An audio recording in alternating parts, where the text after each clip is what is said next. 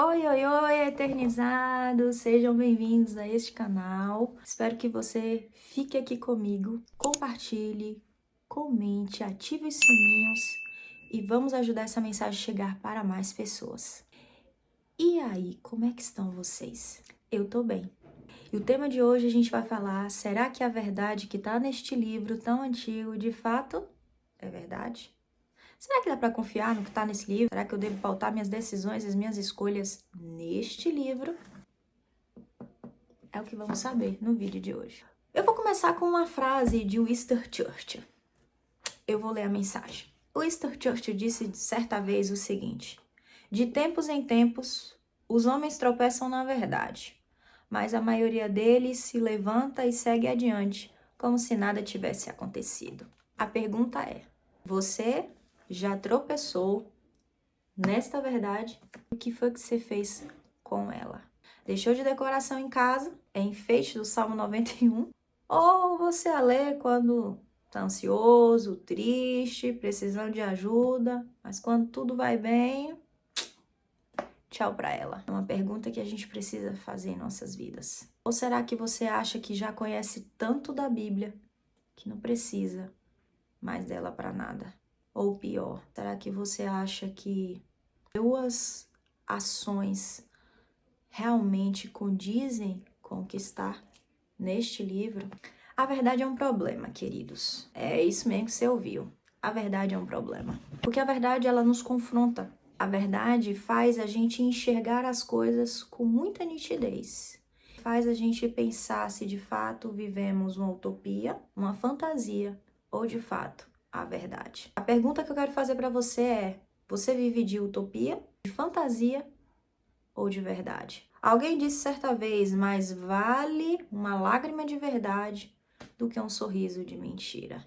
Lutero também disse em outro momento: a paz, se possível, mas a verdade a todo custo. Será? Será que eu e você temos buscado a verdade? Jesus disse certa vez: eu sou o caminho, a verdade e a vida. Ninguém vem ao Pai a não ser por mim. Queridos, a palavra de Deus é a verdade. Ela é a verdade por diversas formas. Eu vou pegar aqui um rascunho que eu fiz. Ela é a verdade porque ela é a revelação divina. De formas diversas e desafiadoras, Deus, ele se revela à raça humana. E ele busca eu e você, pecadores e miseráveis como somos, para serem resgatados, transformados e transmutados para seu caráter divino. A palavra de Deus, ela nunca foi relativa. Se der, deu. Se não der, não deu. Na verdade, como eu já falei nos vídeos anteriores, ela foi o livro mais odiado, mas também o mais amado. O único livro que, de fato, as pessoas estavam dispostas a dar a sua própria vida e qualquer outra coisa em nome dela. Você tem os discípulos que, em frente à morte, não viraram as costas. Você tem os mártires em toda a história da humanidade, pagando com a própria vida por esta palavra.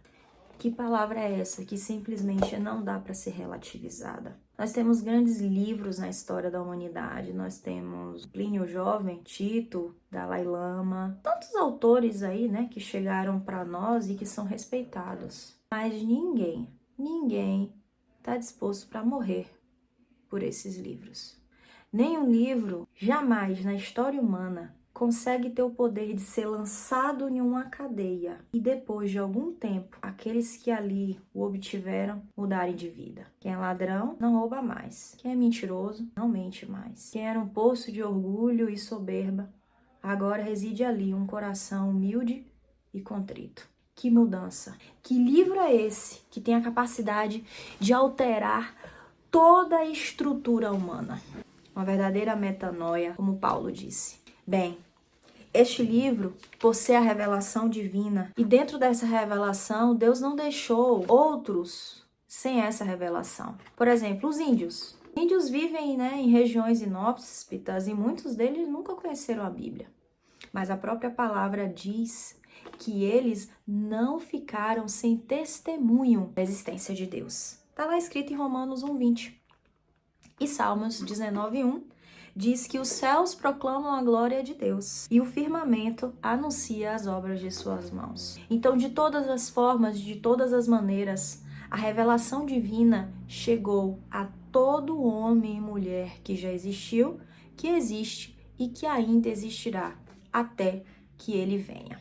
Bem, mas a verdade é que Jesus precisava de uma forma, de uma maneira para se revelar e que fosse eterna. Então ele escolheu a palavra, a escrita humana. Claro que com suas dificuldades e desafios, ele inspirou e capacitou homens e mulheres como eu e você a deixar as suas impressões e verdades para que séculos após séculos elas ainda fazem além de todo sentido, ela muda toda uma história, geração e pessoa. Eu também deixei aqui bem claro, eu até anotei aqui, né, que a palavra grega para ensino, né, que traduz aí inspirada, significa literalmente proveniente do fôlego de Deus. Em grego significa theopneutos, ou seja, a palavra, o ensino, inspiração que está lá em 2 Timóteo 3,16, onde toda a escritura é inspirada e útil para o ensino, de fato, ela significa que Deus inspirou. Ou seja, os homens escreveram, mas a impressão no coração e na mente desses homens vieram literalmente da parte de Deus. Ou por meio de sonhos, ou por meio de visões, ou por meio de ouvir ou ver o próprio Deus. E foi assim que essa palavra foi sendo construída ao longo dos séculos e chegou para nós hoje. Algumas curiosidades sobre esse processo de escrita. Eu anotei aqui para poder, né? Minha mente não é das melhores, mas para poder não me perder diante de tantas informações. A palavra Bíblia vem de biblos, que significa reunião de livros ou biblioteca. Ela foi escrita por mais de 40 autores que viveram diferentes épocas, né? Em diferentes lugares. Porém, se você lê a Bíblia de Gênesis e Apocalipse, eles não divergem entre a forma da inspiração do que eles querem revelar, que é o próprio Cristo. O intervalo de escrita desse livro foi entre 1.600 anos, desde o seu início lá com Moisés, no livro de Jó, até o último livro, Apocalipse. Levou aí um intervalo de 1.600 anos para ela ser concluída e aí depois a igreja fez o cânon e decidiu qual livro ia ser incluído e qual livro não. Segundo os estudiosos, né, arqueólogos, teólogos, a escrita iniciou aí por volta de 1.500 anos antes de Cristo e se encerrou no ano 100 depois de Cristo, no primeiro século, com a morte de João. Moisés, claro, foi o primeiro escritor, como eu já falei. Diferente do que muitos pensam, não foi Gênesis o primeiro livro, apesar de estar ele organizado lá na biblioteca como primeiro livro, na verdade, foi Jó. Ela foi escrita na Ásia e na Europa. O livro mais vendido do mundo. Em alguma época, eu não lembro exatamente o ano, se alguém souber ou lembrar, depois comenta aqui. Os livros de Harry Potter passou as vendagens da Bíblia, mas não ficou por muito tempo. Logo depois, a Bíblia retornou e é ainda hoje o livro mais vendido. Queira você ou eu, gostando ou não, é ainda o livro mais vendido. Para ficar uma forma mais dinâmica de ser lido, ela é dividida entre capítulos e versículos, mas de fato original não existe números para essa divisão de capítulo e versículos. São verdadeiras cartas, escritos, mas de uma forma mais didática eles dividiram dessa forma para a gente poder entender e até referenciá-la melhor. Foi dividido entre Antigo e Novo Testamento, sendo que o Antigo Testamento possui 39 livros e o Novo Testamento possui 27 livros. Ela também é dividida no Antigo Testamento entre Pentateuco, Gênesis, Êxodo, Levítico, Deuteronômio, Números.